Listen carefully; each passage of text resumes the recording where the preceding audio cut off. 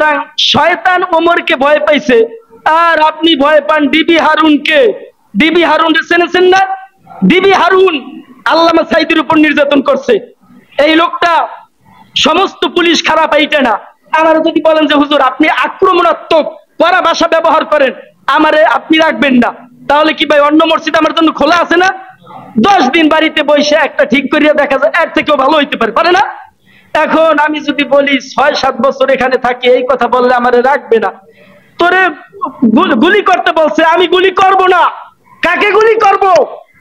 দেখেন কিছু কুলাঙ্গার আছে, মাশরাফি একটা কুলাঙ্গার, মাশরাফি বিন মুর্তাজা, সাকিব আল হাসান 2 উইকেট কিছু বলার দিয়া তারা এমপি হইছে, আওয়ামী লীগের এমপি। তুই আওয়ামী লীগের এমপি হবি কেন?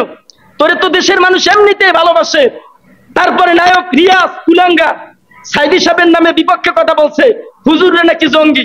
এরকম নায়ক গায়ক সেলিব্রিটি বেছে বেছে যাদের জনপ্রিয়তা আছে তাদেরকে এমপি বানাইছে, দেখছেন? এরপর দেখেন যখন এরকম একসাথে অনেক মানুষকে হত্যা করা হয়েছে 4 আগস্ট, তারা করছে কি? সেলিব্রিটি, খেলোয়াড়, মাশরাফি, সাকিব, রিয়াজ, ফেরদাউস, শমিকাও স্যার সব আমরা জানি। ওরা করছে কি? টুপি টুপি, ওদের টুপি মাথায় দিয়া বিটিভি ভবনে যাইয়া আমার সোনার বাংলা আর চোখ দিয়ে পানি পড়ে। তাহলে আমাদের প্রশ্ন, হাজার হাজার মানুষকে হত্যা করা হয়েছে, 18,000 মানুষ গুলিবিদ্ধ, তার জন্য তোর চোখের পানি পারে না? কুলাঙ্গারের বাচ্চা, তোর মেট্রো রেল, বিটিভি ভবন, সেতু ভবন, সংসদ ভবনের জন্য তোর মায়া। সুতরাং এদের নাটক, আমি বলি এদের নাটক, টিভি, টেলিভিশন, ছবি, এগুলোর উপর লাথি মেরিয়ে দেন।